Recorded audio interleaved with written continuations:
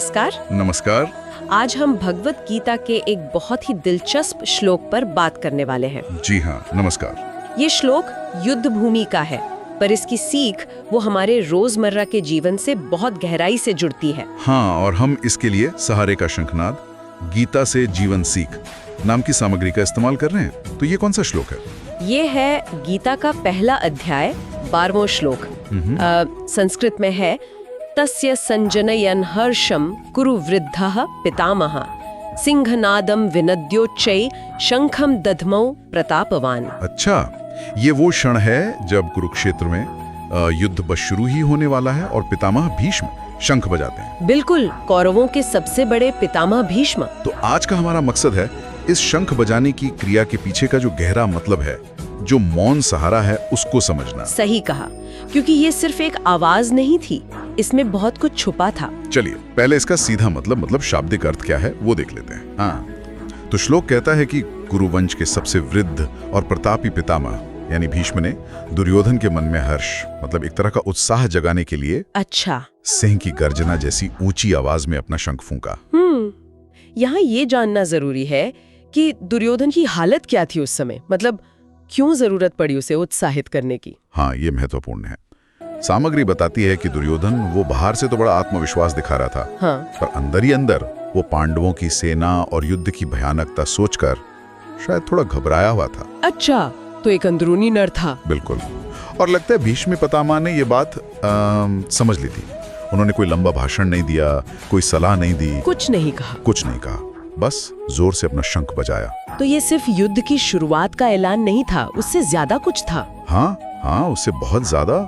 स्रोत इसी बात पर जोर देता है, ये एक तरह का मौन संदेश था। मौन संदेश? कैसा संदेश? संदेश कि मैं तुम्हारे साथ हूँ, तुम अकेले नहीं हो इस लड़ाई में। सोचिए ये कितना बड़ा आश्वासन रहा होगा दुर्योधन के लिए। हाँ बिल्कुल, मतलब कुरुवंश का सबसे बड़ा योद्धा कह रहा है बिना कहे कि वो साथ खड़ा है। सही, ये एक टूटते हुए मन को, एक घबराए हुए इंसान को सहारा देने का तरीका था, बिना शब्दों के। और कभी कभी शायद शब्द उतने असरदार नहीं होते हैं ना, खासकर जब डर बहुत ज्यादा हो। बिल्कुल, तब एक ऐसा शक्तिशाली इशारा, एक आवाज, वो ज्यादा काम कर जाती है। ये तो बहुत गहरी बात है, और ये सिर्फ महाभारत की बात नहीं है। नहीं, बिल्कुल नहीं, हमारी आज की जिंदगी में भी तो ऐसा होता है।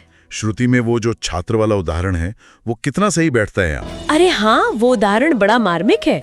एक छात्र जिसकी परीक्षा खराब हो गई है, वो एकदम निराश है, शायद खुद को कमरे में बंद कर लिया है। हाँ, किसी से बात नहीं करना चाहता। बिल्कुल, और तब उसका दोस्त क्या करता है? कोई लेक्चर नहीं देता, कोई सलाह नहीं। क्या करता है? बस एक पुराना मजेदार सा वीडियो भेज देता है, कोई साथ बिताया हुआ पल। अच्छा।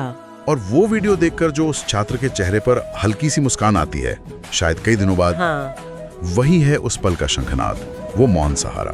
वाह, मतलब उस दोस्त ने बिना कुछ कहे ये जता दिया कि वो उसके साथ है, उसकी परवाह करता है। बिल्कुल, वो याद, वो इशारा शायद उस छात्र को उस निराशा से बाहर निकालने में बहुत मददगार हुआ हो। तो ये दिखाता है कि जब कोई अपनी तकलीफ कह नहीं पाता या सुनना भी नहीं चाहता, तब सिर्फ आपका साथ होना, आपकी उपस्थिति, वही सबसे बड़ी ताकत बन जाती है। स्रोत यही कहता है कि हम सबको कभी न कभी एक ऐसे भीष्म की जरूरत पड़ती है। कोई ऐसा जो बिना बोले बस अपने होने से ये एहसास दिला दे कि फिक्र मत करो, मैं हूं ना। हाँ, और ये बात हमें एक और नुक्ते पर लाती है कि अंदरूनी सहारा जो है वो बाहरी सलाह से ज्यादा मायने रखता है कई बार। सही बात है, presence is greater than speeches. उपस्थिति भाषणों से ज्यादा महत्वपूर्ण है। बिल्कुल, लोगों को हमेशा ज्ञान नहीं चाहिए होता, कभी कभी सिर्फ ये एहसास चाहिए होता है कि कोई है उनके लिए। अच्छा, क्या स्रोत ये भी बताता है कि भीष्म ने शब्द क्यों नहीं चुने, मतलब कुछ कहा क्यों नहीं? स्रोत सीधे सीधे तो नहीं कहता, पर इशारा करता है कि शायद भीष्म जानते थे कि उस तनाव के माहौल में शब्द कमजोरी की तरह लग सकते थे। हाँ, ये भी हो सकता है। या शायद दुर्योधन उस वक्त सुनने की हालत में ही ना हो। और शंखनाद, वो तो एक सार्वजनिक घोषणा भी थी। अच्छा हाँ, पूरी सेना के लिए भी। हाँ, कि नेतृत्व मजबूत है, अडिग है। और दुर्योधन के लिए एक निजी आश्वासन भी, मतलब एक तीर से कई निशाने, वो भी बिना बोले। कमाल है, एक शंख बजाने के कितने मतलब निकल आए।